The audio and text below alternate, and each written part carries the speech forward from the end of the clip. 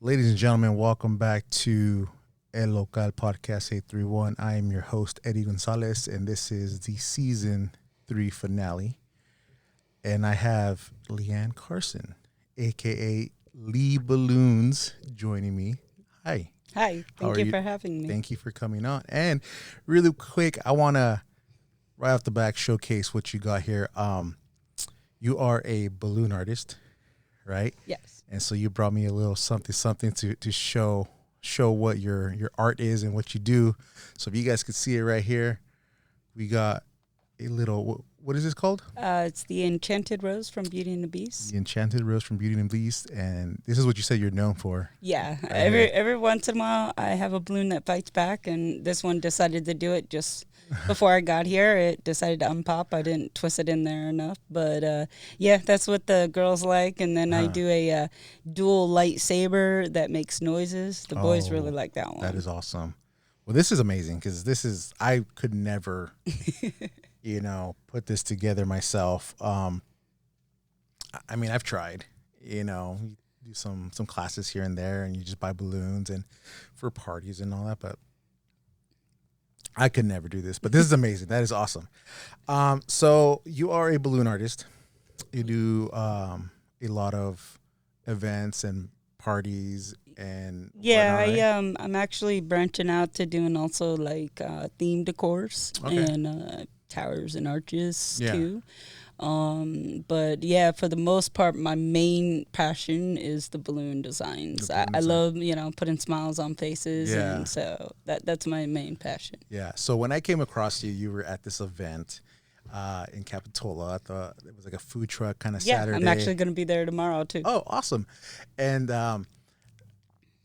as a kid, I I love this art because you go to like an event with your family, like I said, like the food truck, and just at a party or something, farmers market, and you always see the kids light up, right? Because they want to have a piece of this balloon. Hey, even some adults do, I man. even I mean, adults, yes, and I love the fact that when I saw your stand, I mean, you got kids that were just like, "Mom, this I want," and it's just something special about balloons and kids, and like I said, adults. So I am glad that you're here, and I, want to talk about your passion and how you started this. But I want to get to know you, Leanne.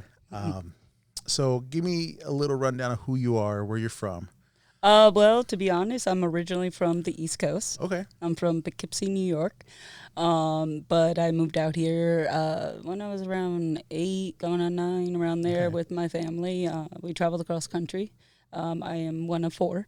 Unfortunately, older sibling, my brother did pass away a while back due to cancer, Sorry to hear that.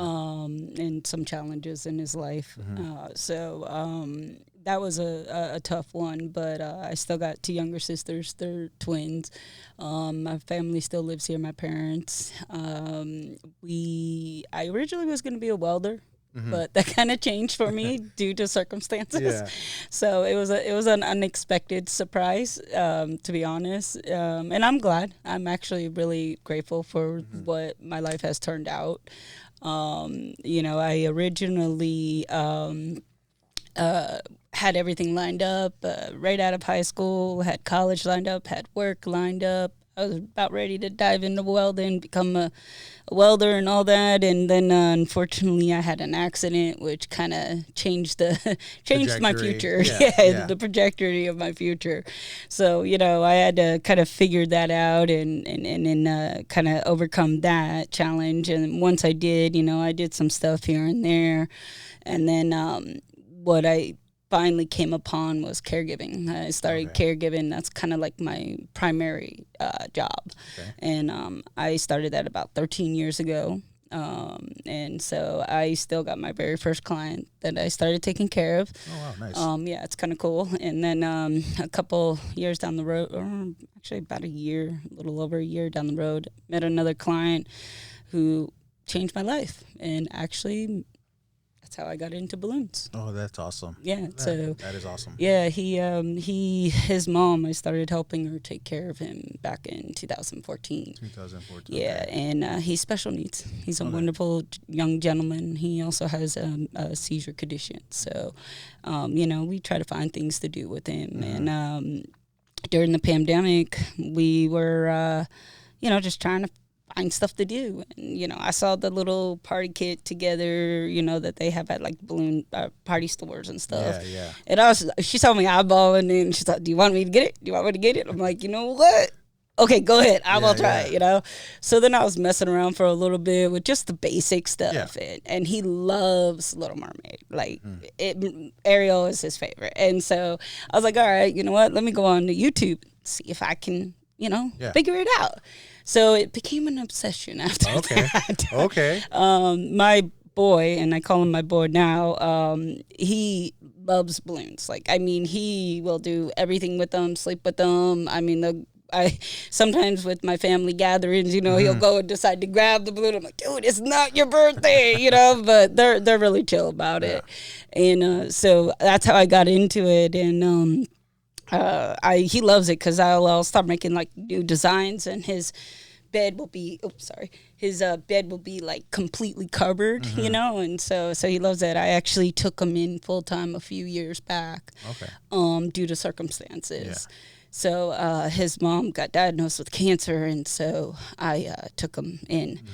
And so my husband and I weren't able to have kids. So, the way we saw it was a blessing. We got to be able to spoil him and have fun. So, so we have a lots of fun. And some of my public events, he comes with me. I'm a huge supporter about the community. I'm really strong about the community, because the reality is I wouldn't be able to do what I do if I didn't have the support of my family and my loved ones supporting me and helping me through this journey. So, I have like kind of a saying where a community that comes together can succeed together. Yeah. And you can probably do it on your own, but it might be a little harder. Yeah. And I think that's the best part about, like you said, community support and helping each other. And that's what a lot of the guests that I come on talk about. And I think that's one thing that has really helped local businesses support, launching, is the support of the community, and I think that's very important. And I've noticed that, like, here in Santa Cruz County, like there's a lot of that. Yeah, when we moved out here from New York, we moved to Gilroy part of the time, and then we moved over here. So there was a different atmosphere, and I can honestly tell you, especially now that I'm an adult, I do appreciate the atmosphere in this area. Yeah. I love it. Everybody, they're not afraid to help out each other. It's not all about just one person. Yeah. So, I mean, that's one thing I really, really do like around here. And so, but yeah, no, it is really strong, because to be honest, I remember it was probably about a little over a year after doing it, and I had my doubts. I'm like, maybe I'll just stick to messing around and, occupying him. And I went to, like, I don't know, 5 places trying to find somewhere where I could just get a break, Yeah. And then I came upon this one Mountain Mike's owner. His name was Amon, and not even halfway through pitching my line, trying to get something, and he's like, "Well, what do you need from me?" And I'm like, "Your approval, Permission me? to just, your permission." And he's like, "Oh yeah, for sure." And we created an awesome bond from there. And I mean, honestly, he was kind of my break. Yeah. And it was kind of cool because down the road, we worked out a thing where, I would give him a deal and give a break, and that's when I started doing like some art, or not arches, but towers. Yeah. And I would do them out in front, and that's where I came up with my theme decor. So like for Halloween, I'll do Nightmare Before Christmas. Oh, okay. And then for Christmas, I do Santa with Rudolph the sled and all that. And it's all on my profile. I have it all on. I'm on Facebook, Instagram, TikTok. You just look up Lee Balloons. Yeah. You'll see my beautiful face, and I'm right there. Nice. So, we created an awesome relationship, and, he helped me out some. And then I met another one because one of the times there's ones where I'll just do the smaller, I guess you can say, holidays I'll do for him. Yeah, small ones. And so he calls me up and he's like, I know we got this worked out, but is there any way you can come down here and deck out the store? And he goes, it'll be beneficial to you. And this is the Mountain Mike's? Yeah, okay, the owner. And I'm like, I guess. And so he's like, okay, listen, the vice president of the corporation is coming down. And he wants to see your work and he wants to talk to me. And I'm like, oh, snap. Okay.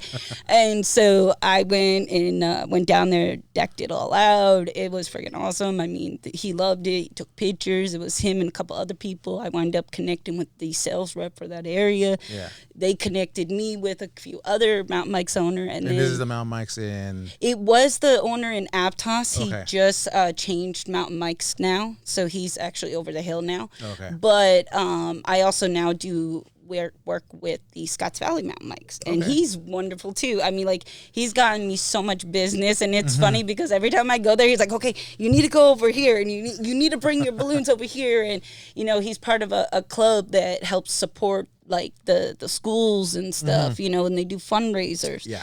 They do the music event for the Sky Park music event, the live band.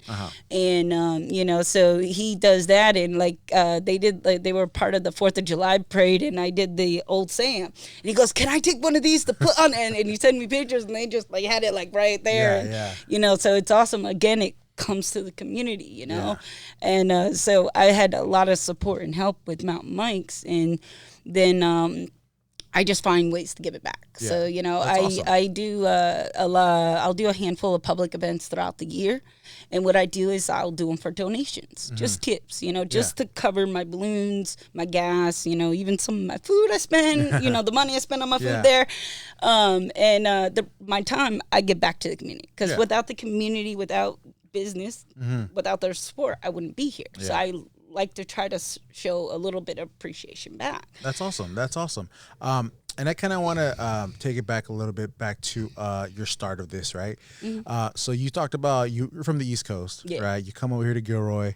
I'm obviously a culture shock, a culture change. Right? Yeah, East definitely. Coast, West Coast, most completely different worlds. Even when I visit East Coast, it's like, oh yeah, I'm a wimp. Yeah. So what part of the East Coast you said again? Poughkeepsie. It's about 45 minutes, an hour away from New York City, I believe. Okay. Yeah, so like uptown a little bit. Upstate, not quite upstate, but almost stars that way.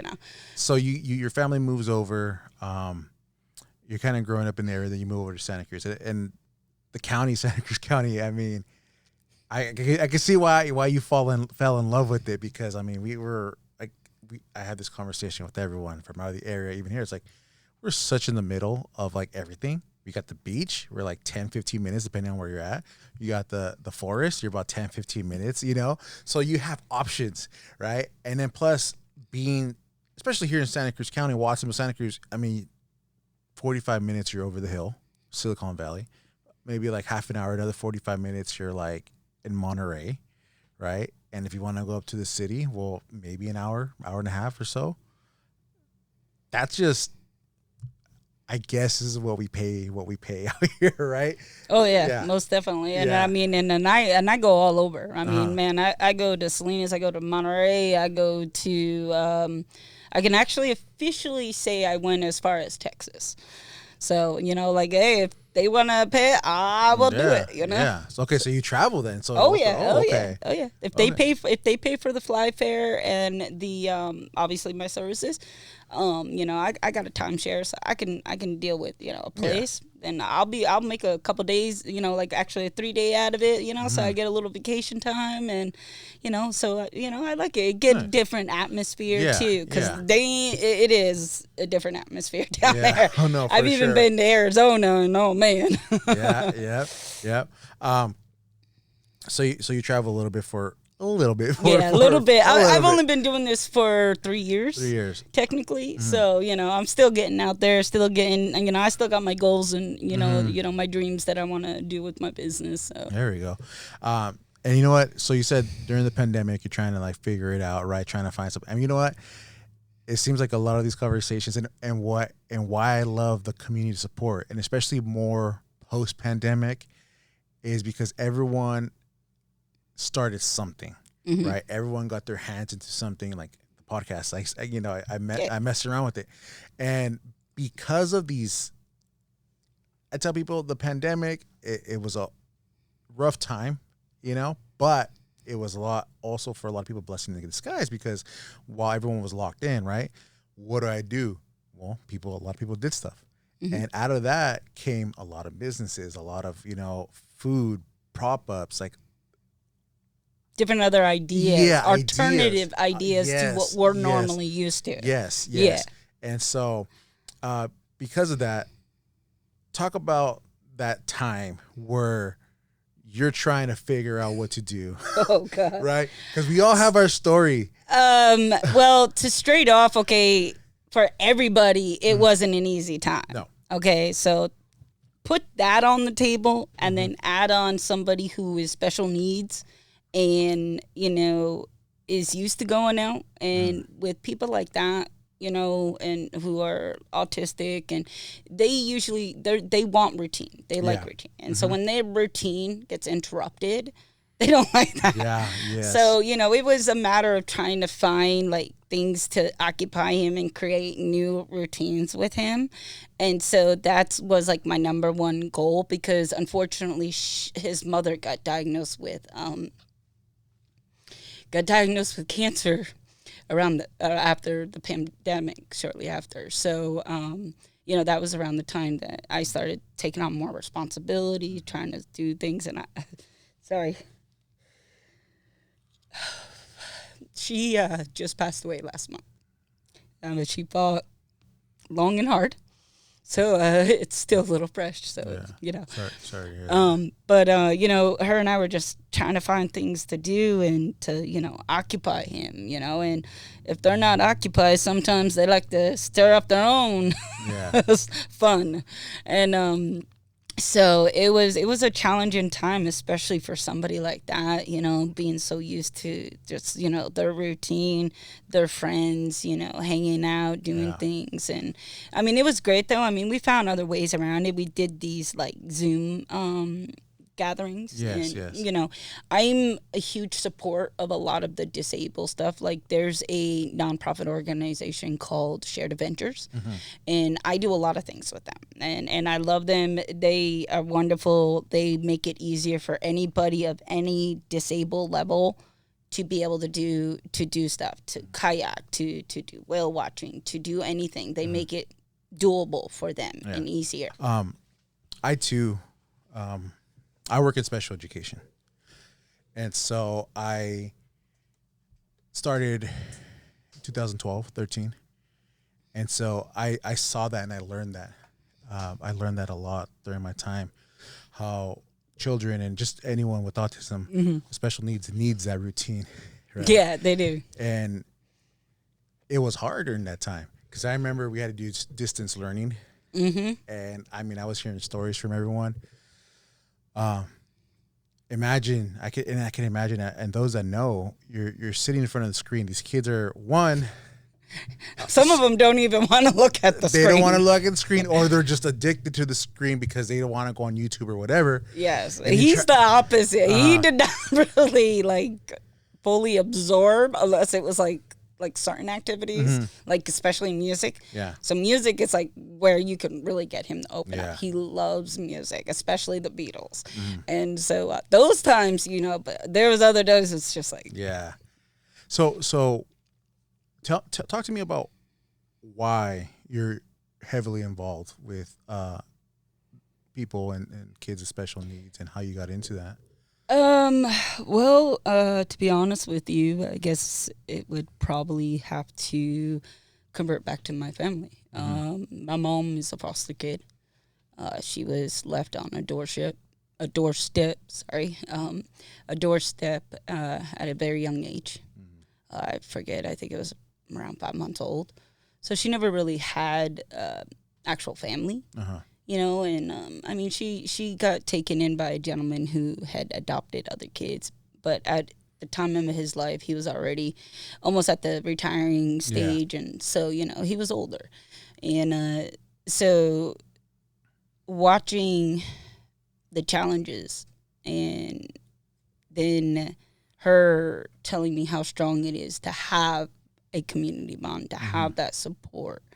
you know, because she had to do so much on her own and she had to challenge so much. And, you know, and then I had my stepdad who was adopted too, but it was a little bit different circumstances. He had a severe vision issue with his one eye. So nobody wanted to adopt him. And so my Oma finally adopted him at the age of, I think he was 9. And then she had to do a bunch of surgeries on his eye and stuff. And so, you know, he never really felt like he was, I guess, in a family. Like, he never really felt, like, he always still felt like he was out. Something was missing. Yeah, exactly. You know, but the one thing they told me is that you can create your own surroundings, you know. Family doesn't necessarily mean blood. Yeah. You know, I mean, it's who you consider.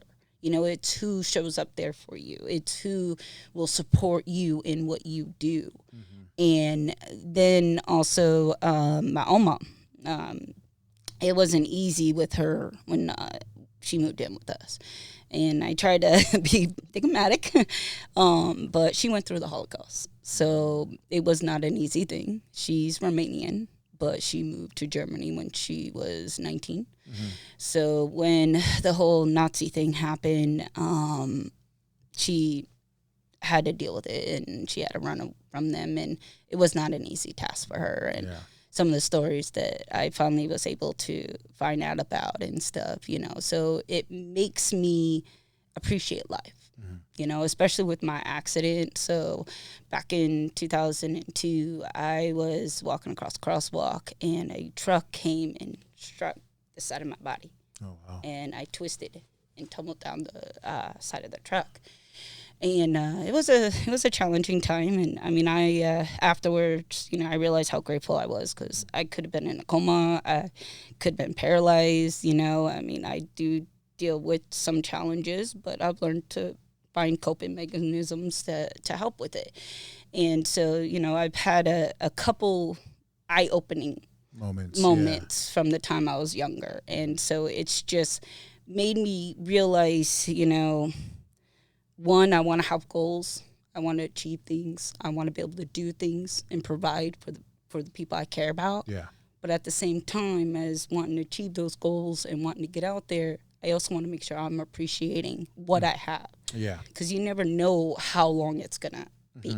And I've learned that at a young age. You know, life can change in a blink of an eye. Yeah. And how do you overcome something like challenges like that yourself? Because everyone has their different coping mechanisms, right? To how to overcome. Sometimes people are able to overcome faster than others. Sometimes people take a little bit longer. Yeah, I would probably say I was on a little bit longer side. But everyone's a little bit different, right? But the end goal is overcoming. And so how did you overcome that moment and those moments that you faced in your life?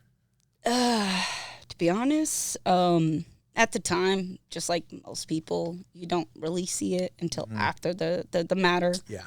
And then that's when you really see it. But I would have to say my parents, my mom and my stepdad. I mean, my stepdad, he's like my best friend. I mean, he's taught me how to work on cars. You know, he's like, you're not relying on any man. You're going to learn how to do all this.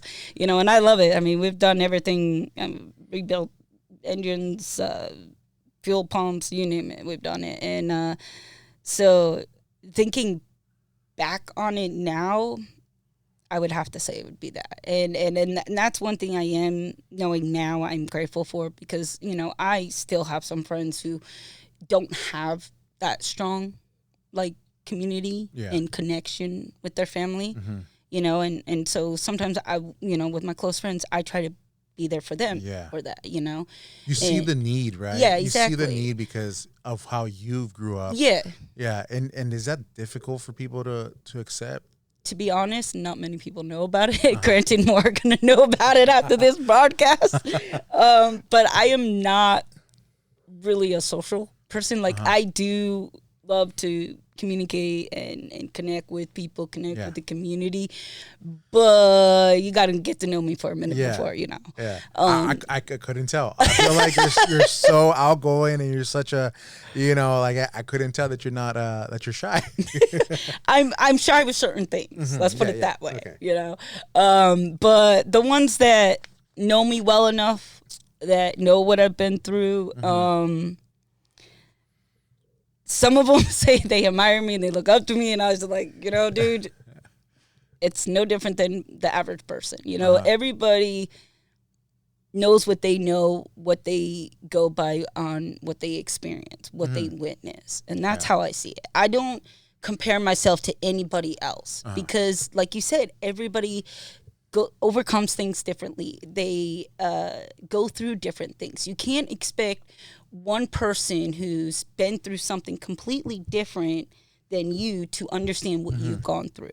And I've always tried to make sure I've seen it that way. And my mom, you know, she always used to say, put your feet in another person's shoes, you know, and once you walk a mile in their shoes, then you can compare. But don't ever compare somebody if you don't really know nothing about it. Yeah. And I think that's the thing that people, and I mean, it happens, right? Yeah. Like people try but to even then, even when you know something about it, you still don't. Yeah. Because everybody is different. Yeah. So just, you know, I guess you would say just for anyone, it's like just try to be as sympathetic as possible. Yeah. Right? Yeah. And if there is something similar circumstances, then you empathize. But like, you know, you try to be understanding and sympathetic about the circumstances. You know, there's this comedian I like. He's a little bit on the adult side, but his name is Matt Riff. Okay. And he has one segment that's called The Silver Lining.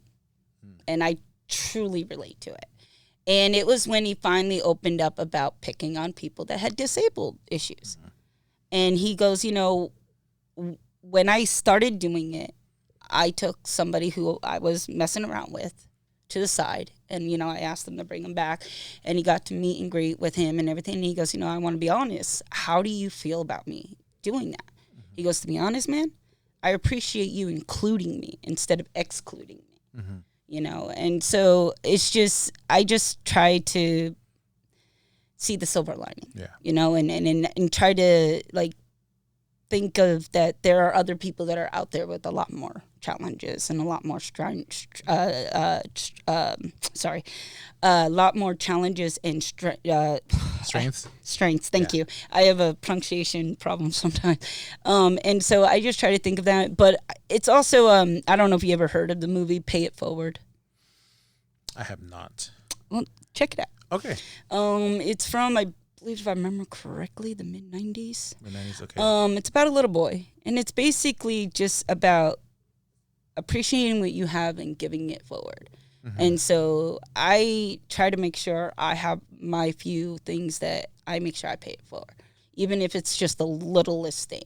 I always try to make sure I give something to somebody else who is less fortunate and is struggling. And I can't do everybody, and it is hard. And trust me, I do get a lot of people reaching out to me, and I wish I could change the world, but at least if I'm trying and I'm helping at least a few people here and there, then the way I see it is I'm making a difference. And it's a chain effect, you know? So that's how I see, you know, life and the image of it and how I get through it, I guess. One of my favorite quotes that I've heard in the past, it was from a football player. And, you know, I understood the context because, you know, I'm a sports guy, but that quote still, I think you don't need to be a person of sports to understand. But it was, if you want change, be that change, right? And it seems to me that you're trying to be that change for community, for those around you, and just to create an environment that is supportive and welcoming, right? And trying to do your part. And I agree. Like, you can't do everything. No. You know, and I think that's there's like also like that middle ground where we want to do everything, you know, but sometimes we can't. And that's where my husband comes in, because he's like, honey, you gotta wheel it back a little, because he's my grounds. He's like, you're overfilling your plate. He's like, you gotta so and it's hard to try to find that balance. But as long as you have someone that's supporting you and kind of like you say, your husband keeping you at bay, sometimes we need that little nudge. It's like, okay, you're flying too high. I got to bring it down. Yep. And it's not a bad thing. No, it's not, because it balances out. We're the yin and yang. I mean, like him and I are literally night and day. So, I mean, we have our common grounds, but like I love rap. He loves country and heavy metal. We more connect on like rock and roll, classic rock, the Eagles and that type of stuff. And then, we have video gaming that we'll do a little bit together. So we have our things, but the other stuff is just like, but somehow, some way. Yeah. Because I think if I had somebody like me, I might drive myself nuts, So, I mean, then again, my mom says my younger sister's kind of like me, and so sometimes we do drive each other nuts. So, but yeah, no, it just comes down to the support system and finding the strength. And no matter where it is, I mean, it doesn't have to be family. Some people have found, I've got a good friend that keeps on telling me that if it wasn't for me being there, supporting them, and they had gone through some really dark times, and, I said, I just want to be able to support, I want to be able to pay it forward. And so if you can find that person that you can connect to and to help kind of ground you and to help you, I'm a strong believer that you can overachieve anything. Yeah, that's awesome. That's amazing. And with that, kind of going back to the pandemic, and you're figuring it out. And tell me that story again, where that part where you came across balloons, right? Oh yeah, yeah. It was like we were just trying to figure out freaking things to do with him, and what didn't work? Exactly. It was like, what didn't work? But the hard thing is though, it's also trying to find things that will keep his attention too, because that was also the other challenge. And he's also one of my major inspirations too. Okay, because he makes me appreciate each day. Yeah. Okay, because so many people take the easiest day-to-day things that we do for granted. Yeah. I mean, walking, talking, eating. This wonderful young gentleman can't do anything by himself. He needs 24-hour care. He has a very severe seizure condition.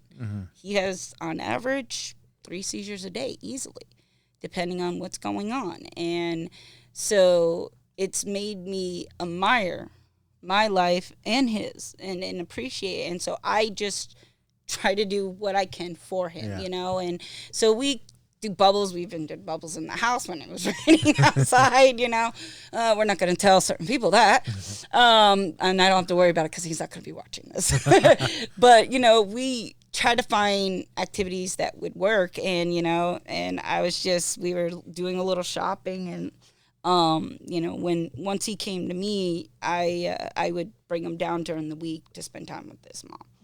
And so we were doing a little shopping, and then I was looking at the balloons, and like you said, when you're a kid, you're fascinated by the balloons, and so she saw me looking at it, and she goes, "Do you want me to buy it?" I'm like, "I was thinking about maybe making Shani some stuff." And she goes, "Okay, I'll buy it." And she's just like, so she bought it. And so the next thing you know, we're messing around for a little while with just basic designs. And then I was like, you know what? He loves The Little Mermaid. I'm going to see if I can do The Little Mermaid. And so I went on YouTube, and all this stuff I basically self-taught myself. Anything I wanted to try out, I looked it up. And YouTube. You gotta love YouTube. Yeah, you gotta love YouTube. Nowadays, you don't need much. You just look it up on YouTube, and you can bring it and teach yourself. I mean, it does get tricky because there are ones that won't show you every step, but I have to sit there and rewatch. I'm like, okay, what changed from there? And then I have to catch each detail. So I just started doing that, and he lit up. He was just so it was like Christmas Day for him, you know. And I was like, all right, cool, I'll do this. And then after doing it more and more, and I started getting creative with his birthday party. I did like a SpongeBob theme, and I Nice. did a Little Mermaid theme. And so, you know, my family's like, you know, you should start doing birthday parties. And I'm like, I don't know yet. So, I mean, but it was truly just finding something that made him happy, you know, and so, and it's great because, you know, when I do public events, like I said, some of them, as long as they're not too long, because he can't handle the long ones, we figured that one out. But you know, he gets to come, he gets to watch me, and he loves just sitting there watching me do it. And you know, and it's like I'll be like working on new designs. I'll be like, "Do you got enough balloons?" "No, thank you." "I'm all, you want more?" "Yes." And I'm like, "All right." And so, you know, it's just, again, it just comes down to just trying to find something to put a smile on his face. Yeah, yeah, and through that, you decided to create your business. Yeah. Right. And so, during that time, you know, you're making balloons and you're trying to keep them occupied and just kind of like, you know, Yeah. at what point were you just like, you know what, I can make, let's do this, let's make this business. Make this a business. That's It just back ki- to just my family saying, Yeah. you know, why don't you start doing birthday parties? Yeah. And, you so, know. so that was your first initial, like, Yeah, it's okay. like, you know, because I started doing, you know, for my nieces and my nephew. And so they're like, well, why don't you, you know, you can do good. And so that's where it kind of just go on. I actually have a little,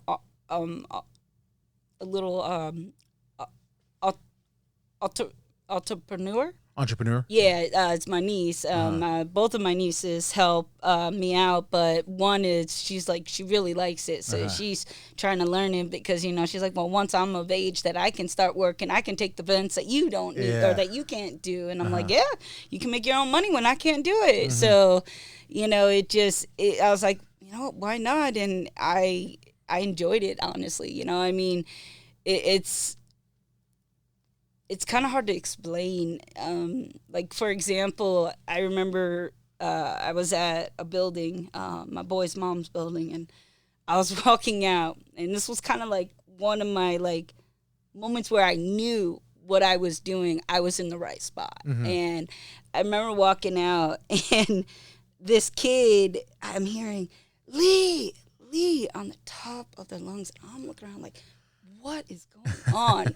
And then there's this kid like halfway hanging out of the car, going down the road, waving at me, Lee, hi, you know, and I'm like, hey, bud, dude, you know. And so that was kind of like my moment where I knew I liked where I was at. I knew what I started doing, it was where I should be. Yeah. You know, and then I get, you know, little kids will come running up to me, give me hugs and say, hey, you remember me? I was at such and such. And so, you know, just experiencing that kind of is what really like reinsured that, you know, I was in the right spot. Spreading a little joy, one balloon at a time. Exactly. In fact, I got a T-shirt that says, people pursue happiness, balloon artists make it. Oh, wow. My mom or my sister got me that. I can't remember. One of them did. Oh my So, gosh. but I love that one. Can you say that again? So if I remember correctly, it was people pursue happiness, balloon artists create happiness. Oh wow. That's right there. I always like little sayings. I'm a type of person that I like to be a little different. I like to be a little bit on the outer edge. I don't like to be with the common the common norm. Yeah. So but that's one of my favorite shirts that I like to wear. Wow. Shoot, that is pretty that is pretty amazing. I'm mind blown just by just like that thought, and just, you know, because it reminds me of my childhood when I, you know, used to get a balloon made for me, and I've seen, just in general, you know, balloon artists at like farmers markets, at events. It's like the joy, just, you can't top that for a little kid. You can't top. I mean, yes, as adults we get joyful, it's awesome, yeah. But there's just something about watching. Oh yeah. Because you reminisce about Yep. the nostalgia when you had that. I actually just started a new design, and I'm liking it. It's called the dancing balloon. So Okay. it's kind of like those dancing tubes, Uh-huh. but it's out of balloons. And so the last 2 events I've had it up, and man, the young kids, the little ones, just come running up, grabbing the leg, hugging it, and everything. And so it's a really a really neat traction for people, Yeah. you know. And so, but you know, I would actually do have to admit though that there is one downfall to the Ooh, business, okay. and I will confess that, and that is when I cannot do a design. Oh. You know, and it's hard, and I explained to him, I'm like, you know, I'll let you on a little secret. I'm still learning, and I'm on my 3rd year, so, you know, I'm getting there. Yeah, yeah. But I would have to say, out of the whole thing, not being able to do a design that a kid wants, and also turning a kid away.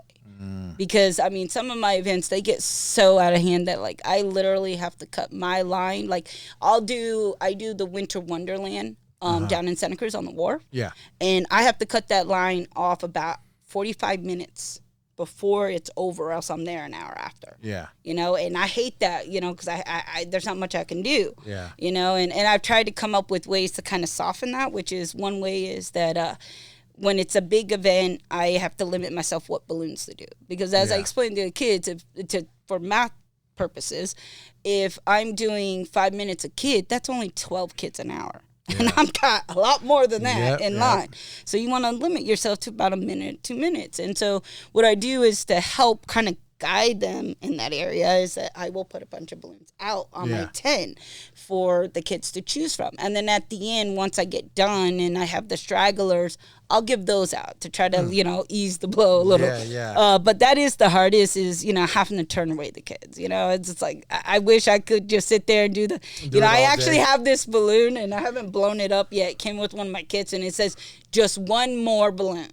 And I'm like, that is so true. It's like, that's, I hear it all the time. Just one more, you know, so. What's the most common requested that you make it so much that you could just do it by blindfold, you know, folded. I would have to say the lightsaber has been the recent new one. And the mermaid. The mermaid. Yeah, the mermaid I would have to confess though that would be mostly because of my boy. You know, he loves the mermaid, and so especially when he's at an event, I make sure I make him one. So like that one I can whip that one up quick. And then the next popular one is this one. So my not so busy events, I do that. I will do the rose and I'll just do it without the outer, and I explain to him that, you know, I do something, you know, like this, but with the inside a clear balloon, you know, and I try to give them some ideas that, you know, I do a lot more, but when I'm dealing with a huge line, you gotta kind of work with what you can do. Yeah, yeah. And then another thing that I try to do to kind of stand out a little bit is what I call like a specialty design. You know, I take a little more time on it. So when I'm doing events, I will do one or two designs to go with the theme of the event for them as like a little gift. So, you know, that's where I kind of also came up with the doing theme decors and all that. You know, have you ever done or thought about doing the strawberry festival? I have thought about it. To be honest, I was kind of slowing my wheels right up until recently because of circumstances. Yeah. Now I do have some more time free. So I am looking to spread out more and do more. But I do, it varies because I won't pay. Yeah. So if they charge me, I won't go. Because basically, as I explained to them, it's not like I'm charging for the balloons. I'm donation. If they want to give me $1, they can give me $1. If they want to give me $5, they can give me $5. Yeah. You know, and sometimes what I'll do, depending on what the event is sometimes I'll have 2 balloons that are just for free. Yeah. You know, because I'll get kids that run up wherever their parents are, you know. And so I will put that out there, you know. I'll be like, okay, you know, for free I can do one of these 2 designs. But if you can bring just like $1, 50 cents, something that I can, you know, I'll make one of the other ones. Because I just thought about like the strawberry. Do you know how to make a strawberry? Is that? I have not made a strawberry yet, so that would be the first. Yeah, yeah. So I mean, trust me, I actually just did a motorcycle because I did a motorcycle event, and so I actually have a buddy who I sponsor. He does the Four Banger race down at the Ocean Speedway. Yeah. So I've done some race cars for them, and that's another one of my supporters is Ocean Speedway. Yeah. And Van Gilder Motorsports. That's my buddy. He got me in with them, and so I do some of their. At the end of the year, I do some balloons. They hire me to do balloons for them, and so I don't really go for like I guess you can say the most popular spots necessarily. I go for the where I think I need it, I guess is the best way to put it. Yeah. You know, I mean, I don't necessarily go, oh, I'm making a bunch here, you know. Just to see, like he said, Exactly. like give back to the community Exactly. and like where the need is. Yeah. Exactly. You know, like, and then I do have some events that I strictly do just as Get Back. Like I actually have one coming up for the ICU unit up in Marina. I was there a couple of years ago, and they have a little celebration for the survivors of it. And my husband is a project manager. And so they were working on a project then, and so they asked if he would volunteer because, you know, the business, his company was doing some volunteer work there. And then he told them about me, and so they loved us, and so they reached out to us separately asking if we would come back. And so I said, yeah, sure, you know. And so, you know, it's more of where I'm needed. Like I said, I'm not going to just go anywhere, and I'm not going to pay because the way I feel is if I'm doing this to give back, you know, and I'll be straightforward to you. There's maybe been a couple events that I've actually made some profit, but overall I break even between what I spend at the event, especially when I got my niece there because both of them are guzzle guts. So that right there will put a hole in your pocket, you know? So, you know, I try to be reasonable, you know? Yeah. So, no, that's awesome. What's one of the hardest designs that you I mean, I have been stuck on a design right now. One of my nieces have asked me to make for a couple of years now, so I'm still having a hard time. And that would be, I think it was Inuyasha. And I'm like, or Animate, and I'm like, okay. And I came up with something a little bit, but I didn't really quite like the way it came out. I would have to say right now that's my challenge is doing that. But yeah, I honestly, I'm the type of person that I like challenges. Like, my goal is, so I have a mentor. I admire all his work. He's been doing it for over 30 years. He even does balloon competitions. I didn't even know there was balloon competitions. This is the first. Yeah, I mean, this guy, I heard of. Balloon Josh, okay? And he's amazing. He's given me some advice. I mean, and I even gave him a balloon idea, which was really cool. Because, I mean, learning so much from him, his videos, and then being able to at least give something back. I mean, that was an amazing feeling. You know, he like popped on one of my lives, and you know, and so he does balloon dresses on girls. You know, and they walk around in them and everything. He does life-size balloon designs. Oh wow! If I remember correctly, I might be wrong, so don't hold me to this, but I think it was like a 9-foot transformer that he made. The legs were the balloons were around stilts, and then a guy got up on the ladder, got on the stilts, and then he finished around, and the guy actually walked around like that. Oh wow! Like, I mean, this guy can do some amazing work. What's his name? Balloon Josh? Balloon Josh, yes. Okay, he's got a YouTube, like yeah, he's all over YouTube, Instagram, TikTok. I mean, check that out. Like, he's amazing work, and like, I mean, one of my goals is to meet him and be able to meet him in person and connect. But it's been a great honor to be able to, like, I'm part of a group of balloon artists on TikTok. And what we do is if we don't have anything going on, we will do a lot and we'll collaborate together and, you know, have viewers and all that. So he's participated in that a couple times. So that was like really awesome to do. Wow. And I will actually say my most nervous moment was actually recently. I did a event in Pebble Beach at a golf course, and there was a fellow balloon artist who's been doing it for like 20 years. And so I was just like, and then, you know, so when the kids came with the complicated designs, I'm like, You might want to go to him. You'll have better luck with him. But, you know, it was kind of cool because, you know, he gave me some advice and gave me some tips that really helped me out. And so, I mean, it was real cool. Nice. You know, at the same time being nervous, it was really cool working with somebody who's got so much experience under their belt. Yeah. You talked about, right, you go where you're needed and a little bit of, you know, why you got into it and everything. But just talk about that moment, right, of bliss that you see in a child's eye when you hand them the design that they asked for. What is that? It actually ties to also when I meet them off. You know, when I'm not doing the balloon. It's actually the same feeling, I would have to say. And it's hard to explain. Like, I mean, I get, like, I guess you can say the fuzzies in your body, you know, the butterflies and all that. Yeah. And it's just, it's amazing to be able to put that sparkle in their eyes, you know, and it just, I can't really explain it. I mean, it's just this feeling that takes over your whole body, and it makes you appreciate things and you know, appreciate how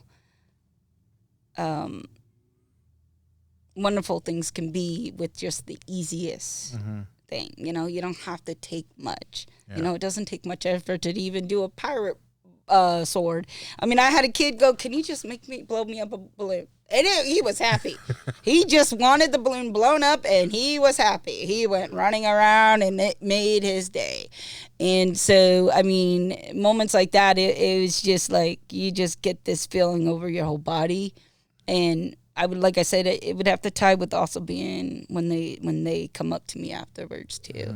You know, when because to be honest, I would actually say that's more of it, because when you're at the event and you're doing the balloons, you kind of like some part expect it, you know, where when I'm just out doing my normal day-to-day thing, and then out of the freaking blue, you get this kid. Exactly. Or this little girl comes running up and hugs you around your waist, and you're like, "Hi," you know.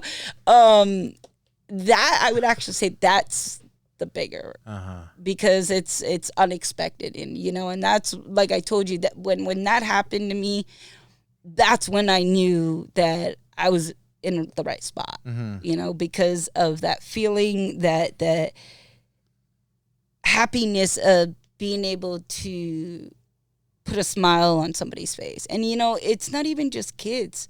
I mean, you know, nowadays we all deal with so much, even kids. Yeah. You know, I mean, the demand on kids have, you know, it's funny because back in the day it was kind of high and then it went down, and now it's getting back up there, you know, with the demand on kids and stuff. And, you know, just kids, adults, just to be able to just pause all the chaos that you got going around and just have some fun. Yeah. You know? So, but yeah, that I would have to say, it would be the unexpected moments from the kids that would top it all. Yeah, man, that's a good feeling, you know, just to bring joy to someone. And I agree, like, there's so much going on, you know, just in general in the world. Yeah, so much negative. So much negative, and even for adults, you know, I think you have to remember that we got to be childlike. You know, exactly. Don't be. I know we're all adults. We got responsibilities. We got to be mature, but we got to be able to appreciate and have a little fun. You know. I mean, my dad always says, you know, you're as young as you feel. You know, and that's true. Yeah. And but yeah, you gotta just take some time out. I mean, I know life can be demanding. I know you can have responsibilities. I mean, to be honest with you, I've also started up with 2 other new businesses, and so trying to start with 2 other brand new businesses. Really? One's Shoply. It's a kind of similar to Amazon, but what we focus on is small businesses around the world, and we advertise for them, and we bring them business. So they'll come and bring their stuff on our platform, and then we So it's basically like, you know how you see those people that advertise for stuff on social media, Yeah. like TikTok and all that. Well, with them, you usually are limited to just like certain companies. You Yeah. can't cross over. With this platform, you can't. Any business we have on there, you can go shopping for yourself, you know, buy your cell phone toilet paper, and you can make a commission off of what you shop for your own needs.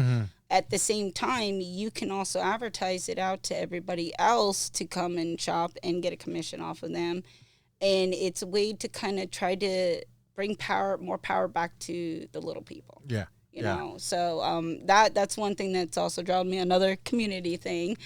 And so and then I have done You're Worth It, which is more of a natural supplement, but it helped me a lot because with how crazy my schedule is, I was addicted to Red Bull for a while. And that's not a good thing to be addicted to. And Those so, energy drinks are just... Ooh. oh, man, it got to the point I was taking like 2 a day. I was drinking 2 of them a day. And I'm already got a lot of energy. But when you get so much on your plate and you want to do so much and accomplish so much, you're just like, oh, I can do it, you know? Yeah. And so it took some self-discipline. And, you know, and so they had an all-natural energizer pill that really helped me kind of get away from that. And even now I take their 1 day supplement, which I've found that it's really helped me. And I just take the Energizer pill every once in a while. Like I have like today, right after here, I got to go to an event, so it's gonna be a long night for me. Oh wow. Yeah. So you know, but so you know, it's crazy. And so coming from somebody who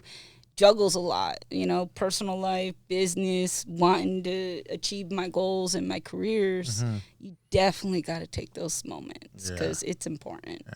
So you got a busy entrepreneur, you know. Actually, my friend came up with a new one. She likes to call me mompreneur. Mompreneur? Yeah, she calls me mompreneur. Okay.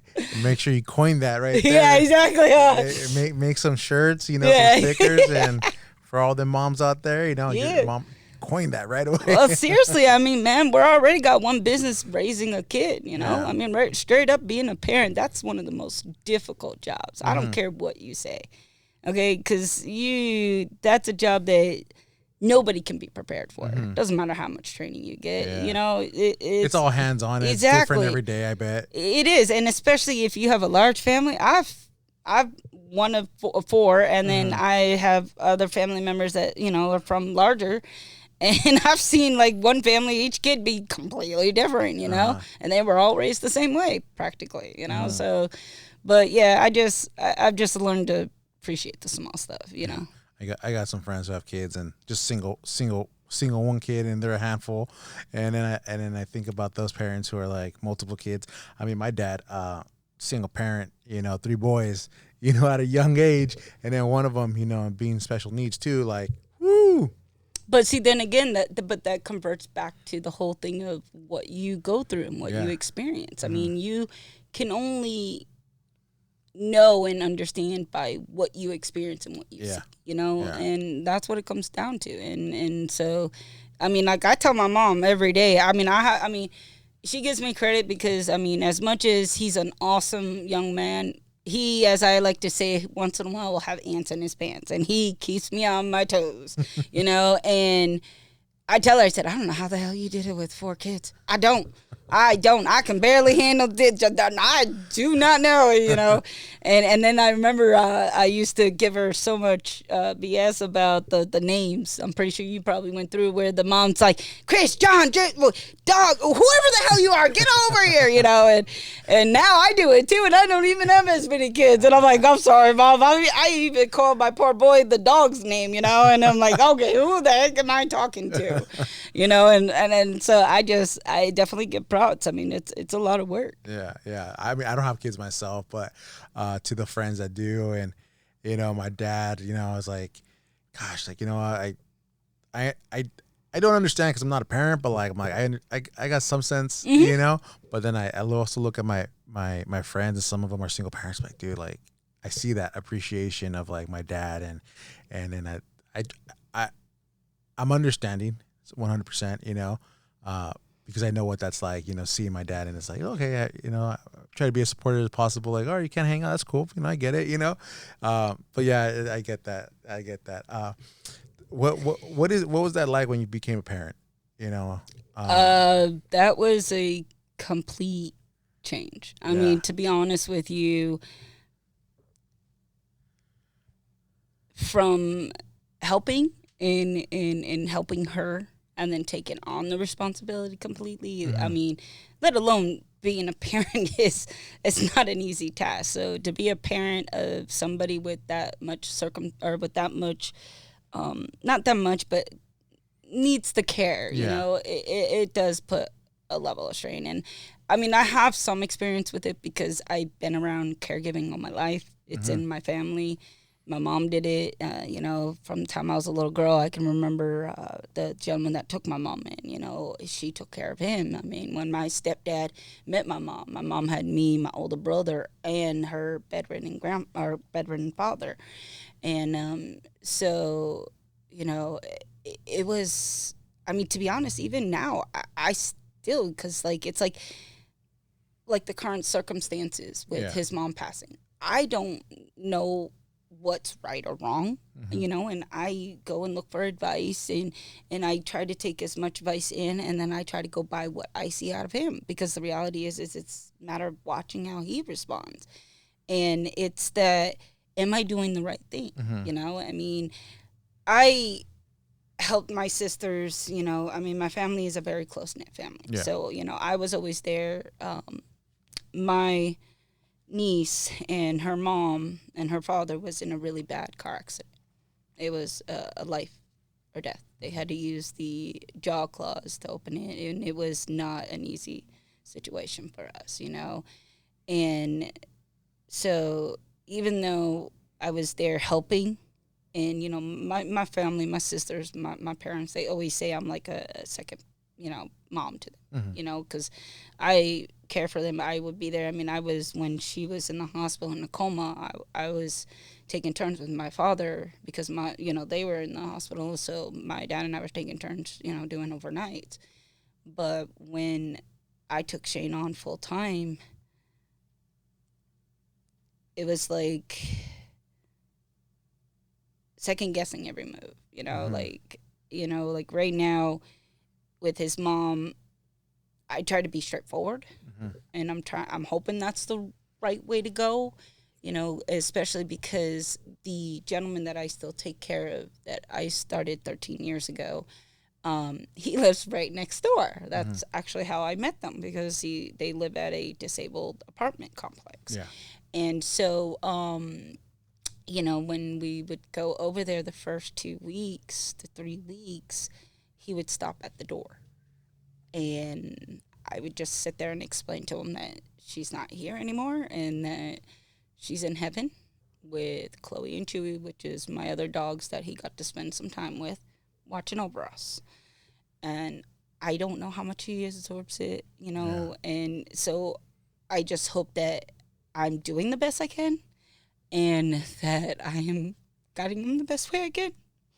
And, that's really the most difficult thing about being a parent is knowing if you're doing the right thing and knowing if you're...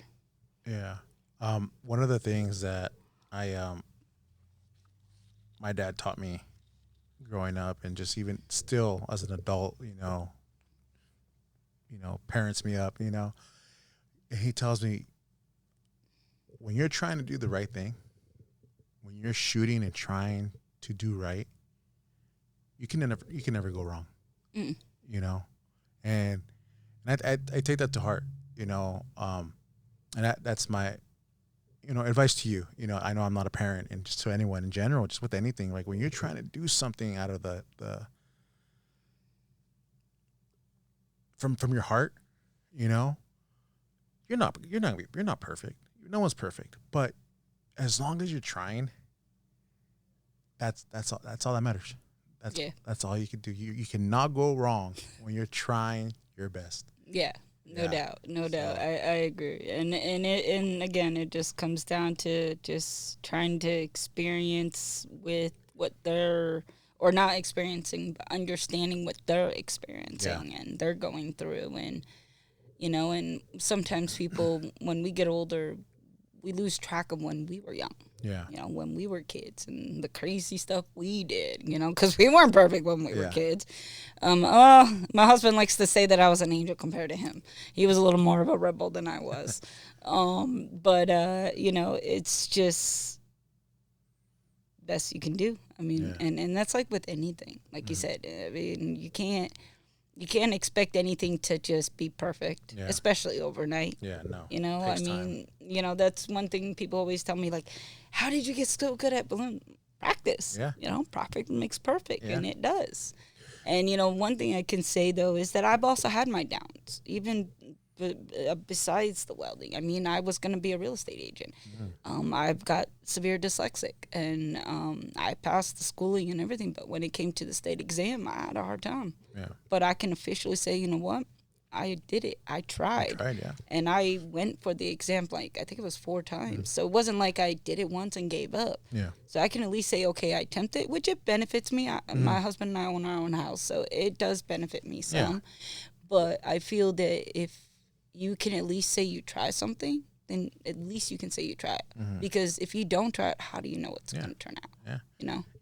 And nothing is ever a loss. No, right? Nothing is ever a failure, because it's the process, that the journey of doing something that you learn. Well, see, and now I was just going to say, so in order for you to grow and to achieve your goals, you have to have the failures. Yeah.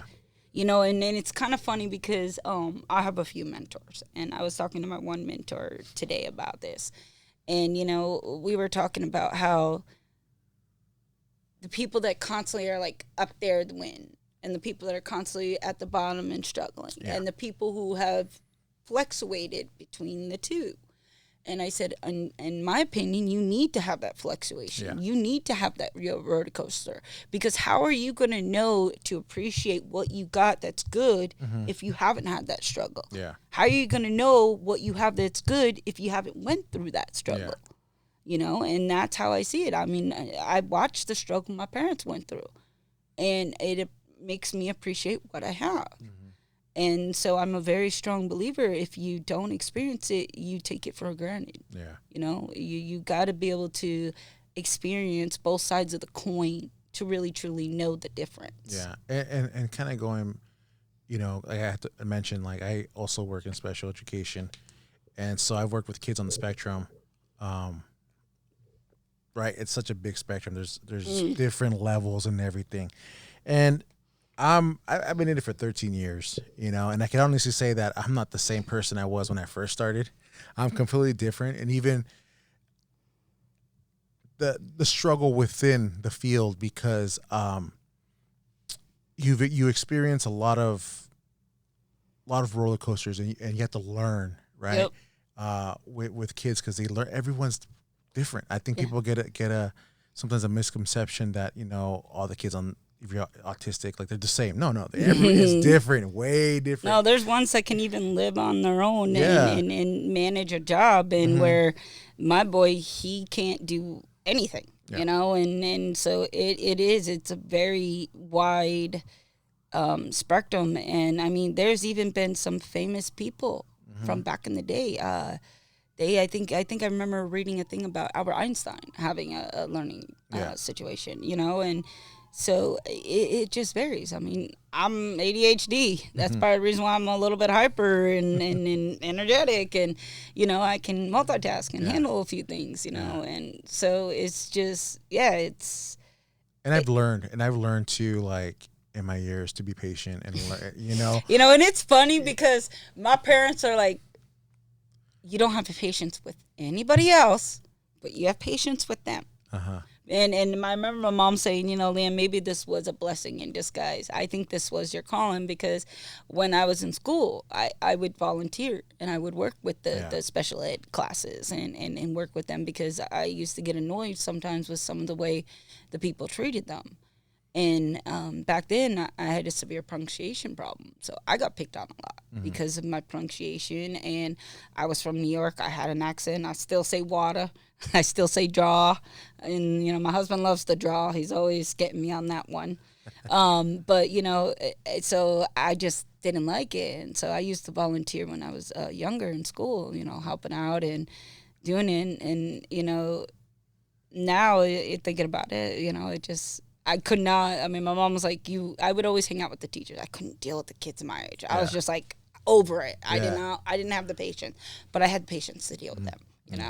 So it's just you just it It gives you a changed. different perspective. It changes you. Yeah. It changes you. And like now, like, I used to be a very not patient person. I have Yeah. my moments still. I have Oh, my yeah, moments. don't we all? Yeah, we all do, but I've learned through working over the years, through trainings that I've had, and also having family member. Uh, it it's been such a blessing, and like you said, sometimes it's like you try to do all these other things in life, right? Real estate agent, welding, same thing with me. Like I, try to, my whole dream, obviously, being a someone with a sports background, I'm gonna make it to the NFL. I think everyone that plays football thinks that they're gonna make it to the NFL, or just like some other crazy, job that there's gonna. But I do believe that everything happens for a reason. Your journey, your path leads you to where you're supposed to be, right? And so I honestly do believe that, my life has taken its journey to working, and experiencing what it is with kids on the spectrum and people on the spectrum, and it's like it's It's a whole different eye opening. eye opening, humbling, and it keeps me in check. Yeah, It keeps me in it does. check. It really does. And sometimes, I know that it's frustrating. It's a roller coaster. Oh yeah. Right. We all have our moments. Sometimes we got to step away. And Oh yes. I've been fortunate to work with amazing teams over my years. But like I said, it has taught me so much. It's humbled me. And if you were to meet Eddie from like 13 years ago to now, it's like totally different day and night. That's what my parents say. My parents, I like to give them a hard time, and I say I was the black sheep of the family. I didn't get in trouble with the law, but I always like to stir that pot, with everybody in the family. And then, my parents tell me now that they're so amazed by the way I turned out. And to be honest, if it wasn't for the discipline and the experience I went through, that's who makes me, and I wouldn't change it any other way. Yeah. Because what you go through and what you experience is what creates you. Yeah, and I think that's perfect. Your experiences change you. And if I'm sure you feel the same way. I wouldn't change anything. No. In my life, I wouldn't change. I think one trajectory change. People always get asked, "Oh, if you could go back in time, what do you regret?" To be honest, I do have one change I would change. But that would be with my brother, and that's where it makes me appreciate life. Yeah. Because that period of time that I was going through, I chose work over family. I missed that last phone call, and that's something I can never take back. And that's why I'm a strong believer about appreciating what you have. And, nobody wants to deal with their family 24/7, but you got to make sure you take time out here and there. You have to, because you don't want to have that moment. Trust me. And it took me a long time to get over it, because it was like, what if that last phone call I had with him could have changed the perspective of the future? What if, there's so many what ifs. And I'll just say this. My brother was fighting cancer. We got 8 extra years with him, but when they thought it came back, it looked like it came back full blown. He couldn't do it anymore, and he decided to. And so that was a tough situation, and so that's why I'm such a strong believer of appreciating things, because I can't get that time back. And my brother was like my twin. We did everything together, especially because I couldn't tolerate kids my age, And so, to put it this way, my Sweet 16, it was all guys and one girl. That was it. And that girl didn't even stay that long, I just couldn't get along with girls. It was mainly guys, And so, but yeah, that was another eye-opener. That's what made me really change and appreciate everything. The community, I think that's why you mentioned a lot of community and just a lot of surrounding yourself with people, and that is 100%, like, I agree with that, and I can see why you give so much to the community, and to those around you. It's heartwarming and it's encouraging. Thank you. Yeah. I just try to be a good role model, Yeah. That's awesome. And it, with these moments, right, that you have, and how do you like reset yourself?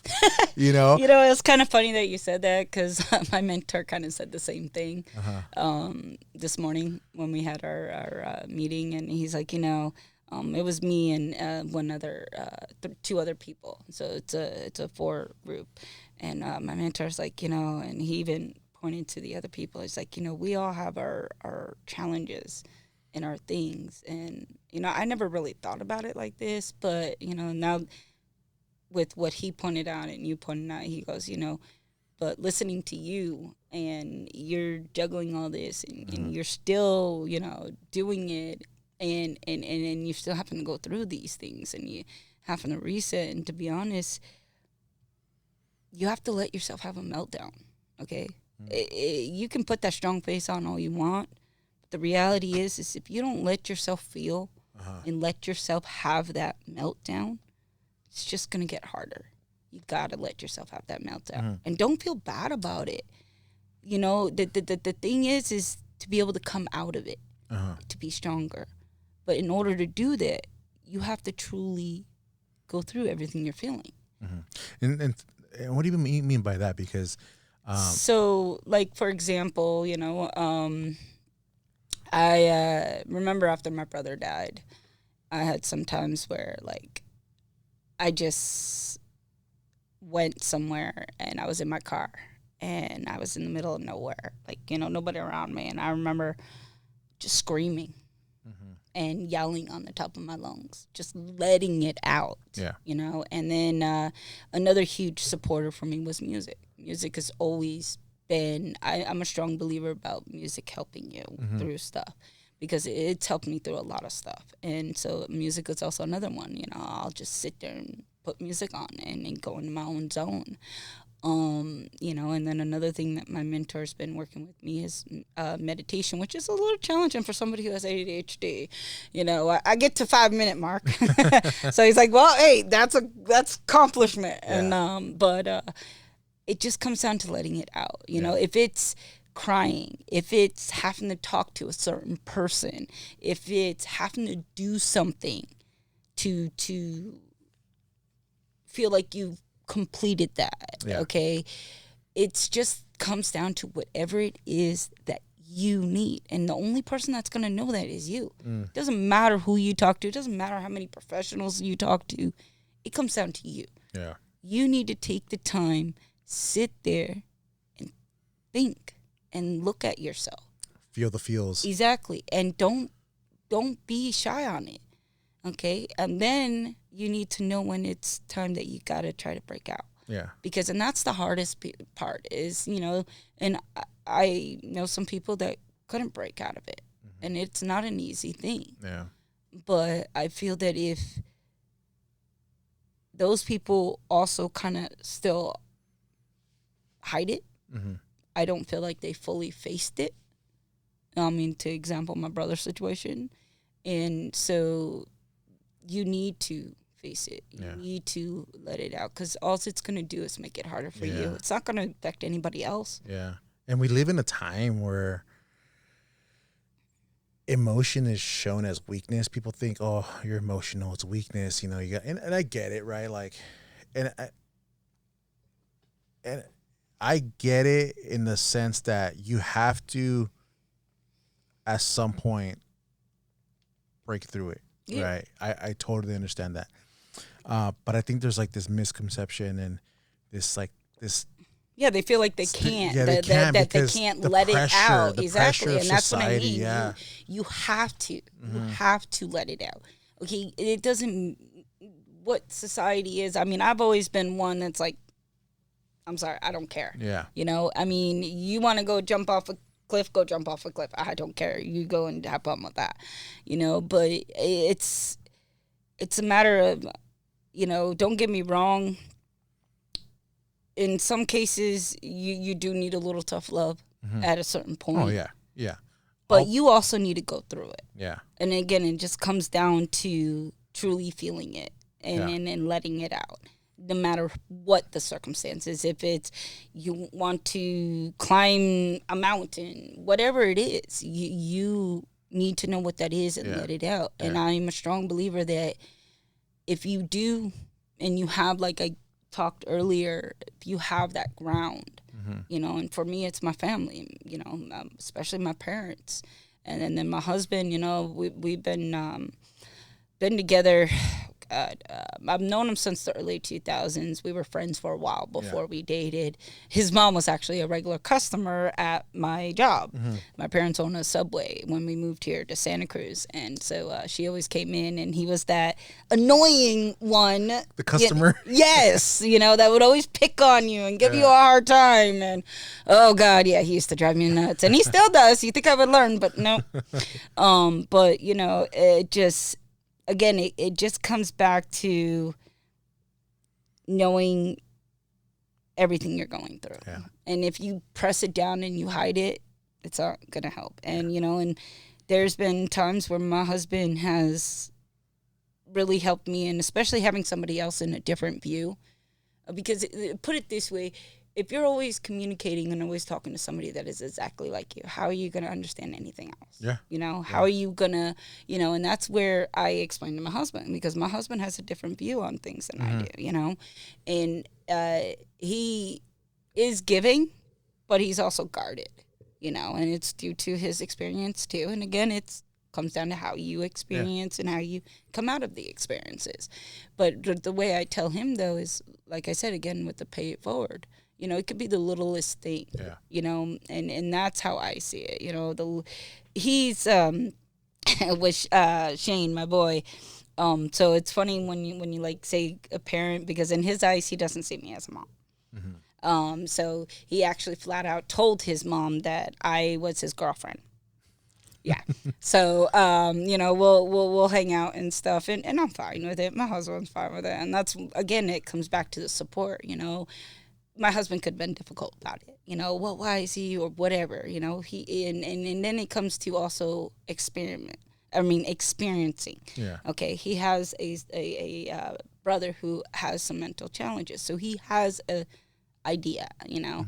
And so, to give you an idea, I mean, like sometimes, you know, Shane and I will be cuddling on the couch watching cartoons, and he'll come out of the room and he'll be like, "What are you doing?" And he'll sit there and start getting like this side grin going. And then he's like, "You know, she's my wife and we're supposed to be sharing her." So he'll grab my arm and he'll start going like this back and forth on the couch. And he's like, "Mister, we're supposed to be sharing her." And he starts giggling and he'll get me harder and everything. And so, you know, again, like I said, it comes down to the support. Yeah. And you just have to find that support, and for some people it takes a while. I mean, I know that, you know, not everybody is blessed with having that. Yeah. And the only thing I can say is sometimes it also comes down to reaching out. Yeah. And some people have a hard time with that. Yeah. And it takes, the first step is the biggest step. Yeah. You know, and you got to, because nobody can do it by themselves. If you try to do anything all by yourself, you're just gonna wipe yourself out. Yeah. So people that are listening, like, just don't be afraid to ask. You know, support. You know, and I get it. Experiences also lead to like that. You know, that not wanting to reach out for help because of experiences, but just know. You know, and actually, it's funny because like I've been thinking about that today. You know, I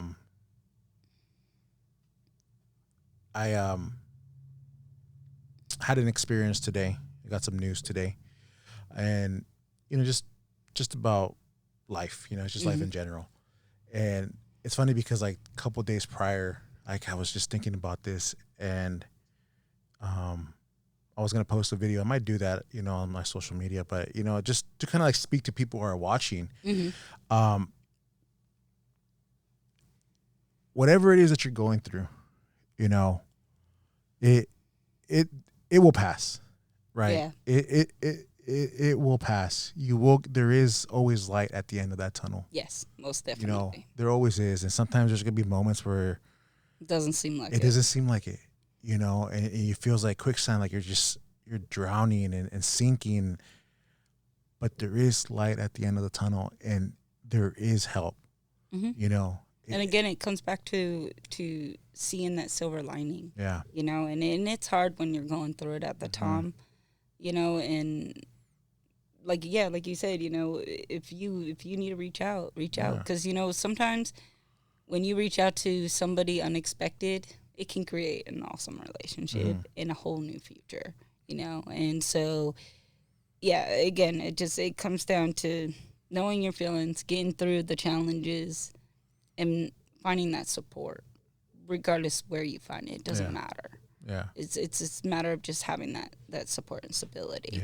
Yeah. And just reach out. Yeah. Reach out. There's people there, and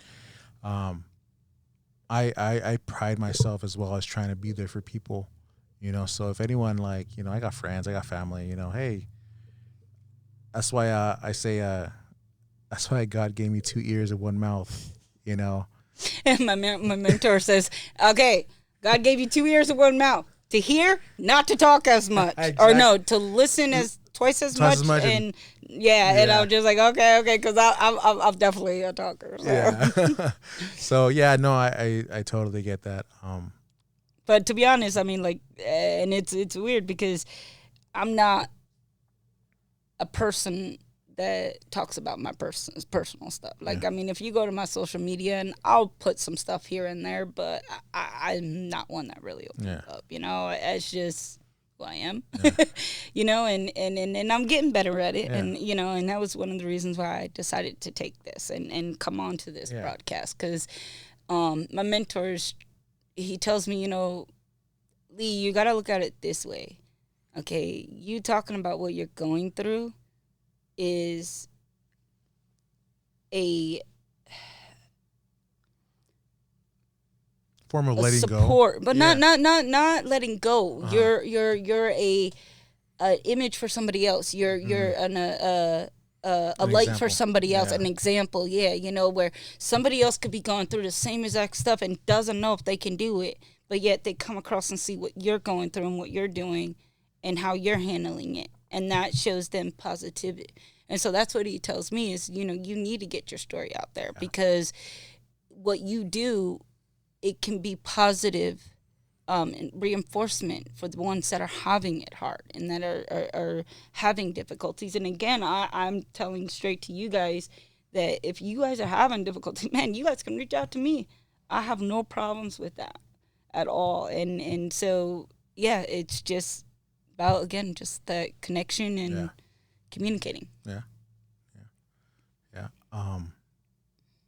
Wow, this has just been a very, very powerful conversation, and just a delight. Just a delight, Lee. Thank you. I really appreciate it. We usually come to the end of the show, and I mean, this episode as it is, like, has a lot of things that we've discussed, and just kind of feel like I myself have been rejuvenated, and inspired, but what is your advice? What is your words of wisdom that you leave people? If you wanna, if it's the last thing people hear, if there's something that, what is it that you want people to you leave them with? It's kind of funny that you asked me that, because I gave a little bit of, I guess you could say, wisdom, and I would have to say, make sure you have those goals. Don't be afraid to go out of your comfort zone, because, to be honest, your comfort zone could be the worst place. Yeah. Okay, it can. because as much as your comfort, you get so comfort with that comfort zone. If it changes, well, it shocks you. Yeah. You know, so don't be afraid to go for those dreams, go for those challenges, those accomplishments, those goals. Yeah. But at the same time, make sure you appreciate those little things. Make sure you appreciate what you have, because you don't know what life is going to throw at you. Yeah. It will change in a blink of an eye. So my advice is make sure you have those goals, have those accomplishments, and appreciate what you've got. And learn that, you know, it's good to have the roller coasters, and sometimes it's not going to seem like it. Trust me. I know when I had my accident, I had a really hard time. And I lashed out a lot on my parents, you know. And now knowing and accepting and going through it, it's helped me. Mm-hmm. And so just don't be afraid to reach out, find that support, find that ground for you. It doesn't matter what it is. You know, I have a good friend of mine who's not very good at communicating. But you know what? Sometimes we won't communicate. Mm-hmm. You know what? The best therapy for him is us just sitting there shooting some pool, or us just sitting there watching a race, or playing some basketball, playing some cards. Sometimes that's all it needs. Yeah. It doesn't need to be just talking. Sometimes it could be just being there for them while they're trying to figure it out. Yeah. So just don't be scared to reach out and find that support, and don't be afraid to get out of your comfort zones. Mm-hmm. and appreciate those little things, because trust me, you don't want to regret them. Yeah. Yeah. You guys heard it here. Lee, thank you for coming on. Thank you very much for having me. Thank you. I really, like I said, very powerful, very inspiring, very, yeah. Tell people where they can find you. If they're trying to book you, they're trying to get some balloons, and you know, where can you say you got TikTok, you got Instagram, you got social media. What do you got? Yeah, so they can actually reach out to me on Facebook, Instagram, or TikTok. All they got to do is type in Lee Balloons. However, on Instagram, Lee Balloons was already taken, so they have to do Lee Balloon Designs. Mm-hmm. But you will see a picture of me in a heart. So I mean, you've seen it on my thing. Yeah. So it's the same for each social media to make it simple and easy. Yeah.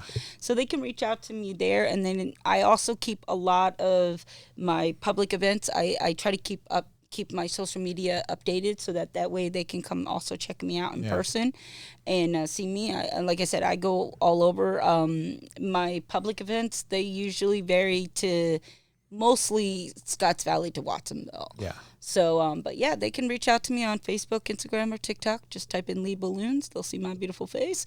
And they can also come and meet me at public events and, you know, get this a little bit more in person of what I do. Yeah. Yeah. No, that's awesome. So you guys heard it here. Lee Balloons. You need someone right here. And you guys can see, right? This is a little something that she put together that she could do. So, again, thank you very much for joining, and I will, see you out there, those events. Most definitely, my pleasure. Yeah, guys, this is season 3 finale. Stay tuned for season 4. I got some great people coming on, so make sure you guys check that out. Thanks, guys, for watching. God bless. I'll see you guys later.